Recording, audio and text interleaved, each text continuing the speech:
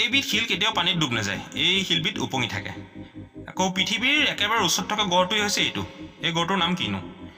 বৰ্তমান আকৌ পেলেষ্টাইন আৰু ইজৰাইলৰ মাজত যুদ্ধকালীন এক সংঘৰ্ষ সৃষ্টি হৈ আছে। এই সংঘৰ্ষ কিয়নো হৈছে আহকচোন জানিবলৈ ভিডিঅ'টো আৰম্ভ কৰিছোঁ। নাম্বাৰ 1 প্ৰশ্নটো আৰম্ভ কৰিছোঁ। কোনবিধ গছত কীটনাশক দ্ৰব্য থাকে? উত্তৰটো হৈছে নিম গছ। এই নিম গছজোপাতেই কীটনাশক দ্ৰব্য থাকে। নাম্বাৰ 2 কুৱেশ্যনটো আৰম্ভ কৰিছোঁ। কোনখন মহাদেশত বনভূমি কম? উত্তৰটো হৈছে অষ্ট্ৰেলিয়া। অষ্ট্ৰেলিয়া মহাদেশত বনভূমিৰ সংখ্যা কম। নেক্সট প্ৰশ্ন নাম্বাৰ 3।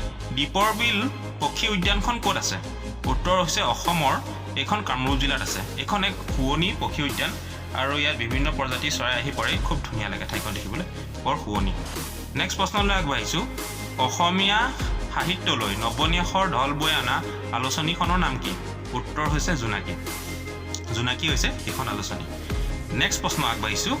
বেক্টেৰিয়াটোনো কোনে আৱিষ্কাৰ কৰিছিলে? বেক্টেৰিয়াবিলাক আৱিষ্কাৰ কৰিছিল লিউৱেনহক আৰু এই বিজ্ঞানীজনৰ সম্পূৰ্ণ নামটো হৈছে এণ্টনি ভান লিউৱেনহক। এই প্ৰশ্নটো সোধে কিন্তু প্ৰয়োজন। নেক্সট প্ৰশ্ন। পাটপলুটো আমি সকলোৱে চিনি পাওঁ বা ৰেচম বুলি কয়। এই পাটপলু কোনখন দেশত আৱিষ্কাৰ হৈছিলে? উত্তৰ হৈছে চীন দেশত। এই চীন দেশতেই প্ৰথম পাটপলু আৱিষ্কাৰ হৈছিল। নেক্সট প্ৰশ্ন।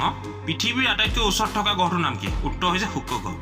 শুক্ৰ গ্ৰহটোৱে হ'ল পৃথিৱীৰ একেবাৰে ওচৰত থকা গ্ৰহ আৰু মই শুক্ৰ গ্ৰহৰ ফটোটো দিছোঁ, এনেকুৱা হয়। নেক্সট প্ৰশ্নলৈ আগবাঢ়িছোঁ। কোনটো গ্ৰহক সন্ধ্যা তৰা বুলি কোৱা হয়?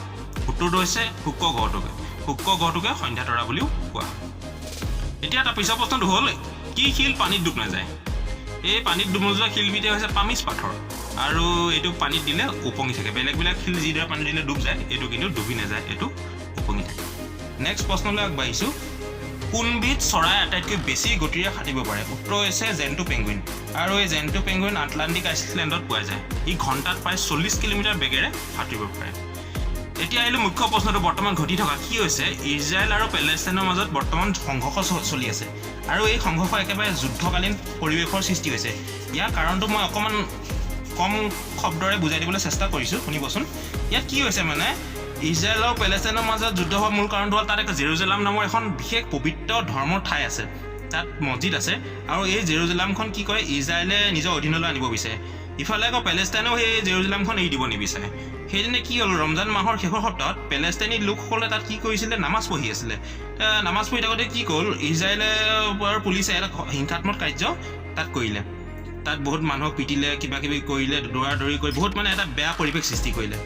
এতিয়া তাৰ কাৰণেতো ইফালে আকৌ পেলেষ্টাইনতো ইজৰাইলক একো কৰিব নোৱাৰে, কাৰণ পেলেষ্টাইনৰ নিজা একো সৈন্যও নাই, নিজা আৰ্মিও নাই, বায়ুসেনা একোৱেই নাই, কাৰণ পেলেষ্টাইনৰ এনেকুৱা এখন আইন বনাই থোৱা আছে, সেইবিলাক একো ৰাখিব নোৱাৰে। তেতিয়া কি কৰিলে, গাজাপট্টি এখন বেলেগ ঠাই, হামাজ এটা সংগঠন, ইজৰাইলে লোকসকলে হামাজটোক এটা সন্ত্ৰাসবাদী সংগঠন বুলি কয়। এই হামাজে ইজৰাইলক প্ৰতিশোধ ল'বলৈ হামাজে ইজৰাইলক কি কৰিলে, 11 মেৰ দিনা ৰাতি ৰকেট মিছাইলৰ দ্বাৰা আক্ৰমণ কৰি দিলে।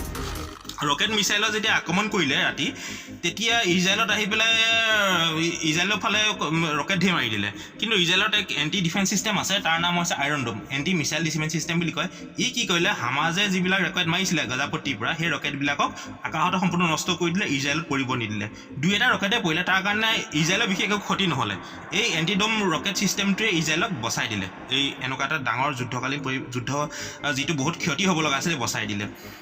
তাৰপিছত কি হ'ল, ইজৰাইলতো এতিয়া এনেই বহি নাথাকে, ইজৰাইলেতো গাজাবক সিহঁতক আক্ৰমণ কৰাৰ কাৰণেতো প্ৰতিশোধ ল'ব, হামাজক প্ৰতিশোধ ল'ব। হামাজক প্ৰতিশোধ হৈছে ইজৰাইলে কি কৰিলে, নিজৰ বায়ুসেনাৰ দ্বাৰা আক্ৰমণ কৰিলে। মই ভিডিঅ'তে দেখিছে বায়ুসেনাৰ দ্বাৰা কিদৰে ইজৰাইলে আক্ৰমণ কৰিছে এয়া হামাজৰ গাজাপট্টিত। তাত বায়ুসেনাৰ দ্বাৰা বম পেলাই দিলে আৰু এটা কেইবামহলীয় বিল্ডিং ভাঙি দিলে। এইটো বিল্ডিংটোৱে চুৰমাৰ হৈ ভাগি গৈছে, তাত বহুত মানুহ, সৰুটো শিশু মৃত্যু হ'ল। কিন্তু ইজৰাইলৰ বিশেষ ক্ষতি নহ'ল। ইজৰাইলত আমাৰ ভাৰতীয় এগৰাকী নাৰ্ছ মহিলাহে মৃত্যুবৰণ কৰিলে, এজন মানুহ মৃত্যু হৈছে, কাৰণ তাত কেলৈ আইৰণ ড'ম নামৰ যিটো এণ্টি মিছাইল ডিফেন্স ছিষ্টেম সুৰক্ষা কৱচ, সেই সুৰক্ষা কৱচখনে দেশখনক বচাই দিলে। ই ওপৰতে সকলোখিনি মিছাইল ধ্বংস কৰি দিলে। কিন্তু গাজাপট্টিত যিটো বিল্ডিং ধ্বংস কৰিলে, তাত বহুকেইটা শিশুৰো মৃত্যু হৈছে। মুঠৰ ওপৰত ক'বলৈ গ'লে যুদ্ধ নিচিনা এক পৰিৱেশ সৃষ্টি হৈছে, গোটেই বিশ্বই দেখি পেলাই আচৰিত হৈ গৈছে আৰু দুইখন দেশৰ মাজত ইখনে সিখনক আক্ৰমণ কৰাৰ সৃষ্টি হৈছে আৰু বিবাদ চলি আছে। প্ৰত্যেক দিনে নতুন কিবা এটা মূৰ লৈছে, এনেকুৱা ধৰণৰ পৰিৱেশ সৃষ্টি হৈছে। ভিডিঅ'টো দেখাইছোঁ, এয়া গাজাপট্টিত এয়া ইজৰাইলে বায়ুসেনাৰ দ্বাৰা চলোৱা আক্ৰমণে বম কিদৰে তেওঁলোকে মিছাইলৰ জৰিয়তে বম মাৰিছে আৰু ইয়াৰ ঘৰ ভাঙি চিঙি চুৰমাৰ কৰি দিছে। তেনেকুৱা হৈছে কেৱল এক সাধাৰণ ধৰ্মৰ কাৰণে আৰু এক সাধাৰণ কিবা জেগা এটা ঠাইৰ কাৰণেই এনেকুৱা দুইখন দেশ মাজত এক যুদ্ধ পৰিৱেশ সৃষ্টি হৈছে এয়া ভিডিঅ'টো চাওকচোন মই ভিডিঅ'টোতে দেখাবলৈ চেষ্টা কৰিছোঁ এক যুদ্ধকালীন পৰিৱেশ নিজৰ নিজৰ ধৰ্মৰ নিজৰ কাৰণে এক সন্মানীয় আৰু সেই বুলিও এক ধৰ্মৰ কাৰণেনো এইদৰে মানুহে ইজনে সিজনক মাৰি শেষ কৰি দিছে এইদৰে পৃথিৱীৰ জীয়াই থকা মানুহৰ কিদৰে ধ্বংস হৈছে ইজনে আনজনক লোকচান হৈছে চাওকচোন বাৰু ইমানেই আছিল ভিডিঅ'টো মই অতি কম সময়ৰ ভিতৰত বুজাবলৈ চেষ্টা কৰিছিলোঁ বিষয়টো পিছত মই আৰু বিষয়টো বহলকৈ আৰু বেলেগ এটা নেক্সট ভিডিঅ' বনাই বুজাম বাৰু ধন্যবাদ ভিডিঅ'টো ভাল লাগিলে লাইক কৰিব শ্বেয়াৰ কৰিব আৰু চেনেলটো ছাবস্ক্ৰাইব কৰিব